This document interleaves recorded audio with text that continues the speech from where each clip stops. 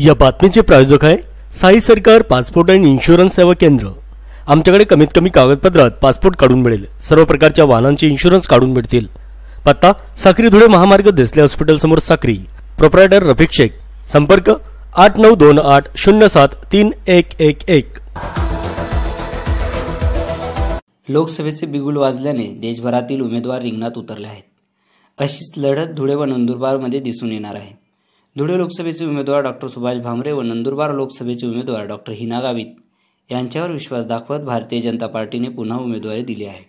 धुळे लोकसभेचे उमेदवार डॉक्टर सुभाष भामरे व नंदुरबार लोकसभेचे उमेदवार डॉक्टर हिना गावित यांच्या प्रचारार्थ सोमवारी दुपारी 3 वाजता साक्री येथील कृषी उत्पन्न बाजार समितीसमोरील सुमंगल लॉन्समध्ये विजय संकल्प मेळाव्याचे आयोजन करण्यात आले होते।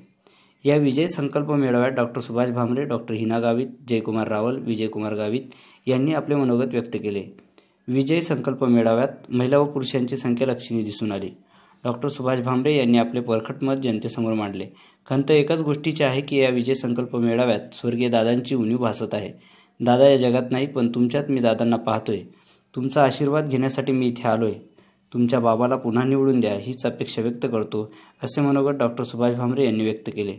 नंदुरबार लोकसभेचे उमेदवार डॉक्टर हिना गावित यांनी आपल्या कामाचा लेखाजोखा मतदारांपुढे सादर केला व काँग्रेस पक्षाचे उमेदवार केसी पाडवी यांच्यावर टीका करत भारतीय जनता पार्टीला मतदान करा व प्रधानमंत्रीपदी नरेंद्र मोदी यांना पुन्हा बसवा, असे परखड मत डॉक्टर हिना गावित यांनी मांडले। या संकल्प मेळाव्यात धुळे लोकसभेचे उमेदवार डॉक्टर सुभाष भामरे, नंदुरबार लोकसभेचे उमेदवार डॉक्टर हिना गावित, जयकुमार रावल, विजयकुमार गावित, विष्णू सावजी, बबनराव चौधरी, सुरेश पाटील, इंद्रजित पाटील, पंकज मराठे, चंद्रकांत देवरे, दत्तू गुरव, बंडू खैरनार, वसंतराव बच्छाव, तुळशीराम गावित, मोहन सूर्यवंशी, विजय अहिरराव, डॉक्टर विशाल वळवी, प्रमोद गांगुर्डे, मोतीलाल पोद्दार सह असंख्य कार्यकर्ते उपस्थित होते। या कार्यक्रमाचे सूत्रसंचालन राजेंद्र खैरनार यांनी केले। मीडिया लाईव्हसाठी रफिक शेख, साक्री धुळे। दिल्लीपासून गल्लीपर्यंत सगळ्या पत्रकारांनी मला विचारलं कोणता वशिला लावला। सगळ्या खासदारांनी विचारलं कोणता वशिला लावला, कारण माझं नाव अनपेक्षित होतं।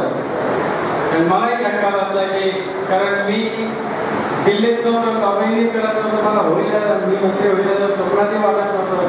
मी फक्त मतदारसंघाच्या एका कामासाठी मुंबईत जात होतो आणि मला अचानक फोन आला अमित शहांचा की भामरे जी कहाँ है, आप आ जाओ।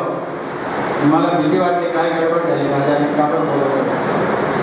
तुम्हाला ते सगळेजण विचारायचे काय वशिला लावला, त्यांना एकच उत्तर देतो, माझ्या आईचा आशीर्वाद होता, माझ्या दादाचा आशीर्वाद, माझ्या कुटुंबाचा आशीर्वाद, माझं कुटुंब म्हणजे साक्री तालुका,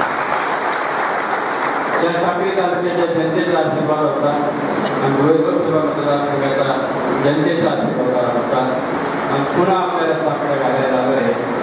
पुनश्च आम्हाला दोघांना आशीर्वाद द्या आणि हे दोन्ही खासदार तुमचे खासदार आहेत आणि पुनश्च त्या 5 वर्षामध्ये दोन्ही खासदारांनी चांगले काम केलेले हे बाहेरचे लोक सुद्धा तुम्हाला सांगतील। आम्ही मोठ्या संख्येने आपण आला, आम्हाला आशीर्वाद द्यायला आला। एवढंच सांगेल जिथं शक्य असेल तिथं आपण सगळेजण जा, फोनने सांगा, प्रत्यक्ष जाऊन सांगा, ही 2014मध्ये मदत झाली तीच मदत करा, असे विनंती करून माझे 2 शब्द जनतेचे कामं केले, जनतेचं भलं होईल त्याचं कामं केले। मी डॉक्टर आहे, मोदी साहेबांचा आशीर्वाद आहे, केंद्रात मंत्री आहे। मी ठरवलं असतं तर मेडिकल कॉलेज काढू शकलो असतो, मला कोणी थांबवू शकलं नसतं। मेडिकल कॉलेज काढून नागपूरच्या डोनेशन घेतले असते, माझे 4 पिढ्या सुरू करण्याचे धंदे केले असते, नाही केले। आणि म्हणून त्या मित्राला एवढं सांगणं आहे, माझा स्वभाव नाही म्हणून जाऊ द्या, माझे लोक समर्थ आहेत।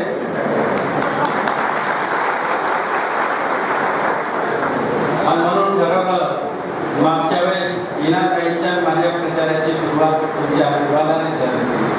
आज आम्हाला लोकांना आशीर्वाद द्या आणि येणाऱ्या काळात कारखान्यासाठी प्रामाणिक प्रयत्न केले। एकच ध्येय तुम्हाला कारखाना चालू करायचा होता। तुम्ही कामगार नेत्यांना विचारा जे 3-4 उद्योगपती कारखाना विकत घ्यायचे होते त्यांना विचारा, मुख्यमंत्र्यांच्या बैठकी घालून दिल्या, मुख्यमंत्र्यांकडनं पाहिजे त्या सवलती घ्यायला तयार आहोत आम्ही. कामगार नेत्यांच्याही त्यांना समजून सांगितलं, कामगारांच्या देण्यामध्ये पाहिजे तेवढं आपण कन्सेशन देऊ, परंतु आपल्या जमीन ती आपल्या ताब्यात नसल्यामुळे आपल्याला विकत घेण्याला काही फायदा दिसत नाही किंवा कोणी विकत घ्यायला येत नाहीये आणि म्हणून दुर्दैवाने आपल्याला तो कारखाना सुरू करता येत नाहीये. परंतु अजूनही मी हिंमत सोडलेली नाहीये की माझ्या अजेंडामध्ये साखरेचा कारखाना सुरू करायचा हा निश्चितच आहे.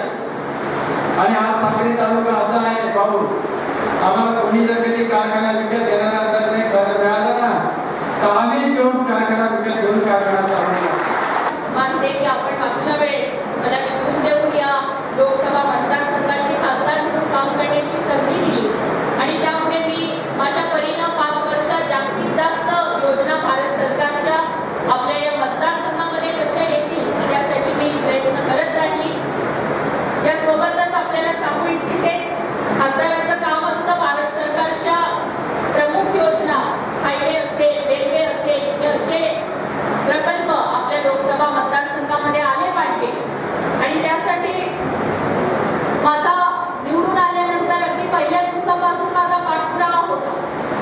आपल्या साक्री तालुक्यामधले जे काही कामं होते ते कामं करण्यासाठी, आता मी तर सगळ्यात कमी वयाची खासदार पहिल्यांदाच निवडून आलेली, मला फार काही अनुभव नव्हता, पण आपल्या सगळ्यांच्या आशीर्वादानं माझ्यासोबतच आदरणीय भामरे साहेब देखील पुणे लोकसभेचे प्रतिनिधी म्हणून निवडून आले आणि वेळोवेळी आपल्या या मतदारसंघाचे प्रश्न सोडवत असताना माझ्यासोबत नेहमीच मार्गदर्शन करायला, माझ्यासोबत वेगवेगळ्या ऑफिसेसमध्ये वेगवेगळ्या मंत्री महोदयांना भेटायला जायचं असेल तर एकट्या खासदारनी होत नसतं, त्यांची नेहमी मला साथ मिळत राहिली आणि म्हणून आज एवढ्या मोठ्या प्रमाणावर विकास कामं करू शकले.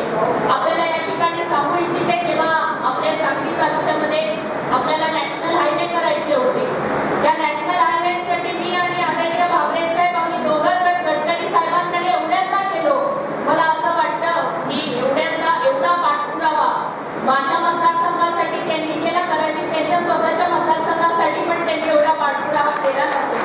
आणि कसं आपल्या या मतदारसंघाचे जे भूमिपुत्र असल्यामुळे एक जी अटॅचमेंट असते की माझ्या तालुक्यात ते सगळं कामं झाली पाहिजे, जरी त्यांची लोकसभा वेगळी असली तरी सुद्धा साक्री तालुक्याचे प्रश्न सुटावे यासाठी मला जितकं मनापासून वाटतं त्यापेक्षा कित्येक पटीनं जास्त त्यांना वाटत असतं. आणि बऱ्याचदा ते सुद्धा मला सांगतात की काही आपल्याला या गावाचं बाकी आहे बरं का, आपल्याला जायचंय.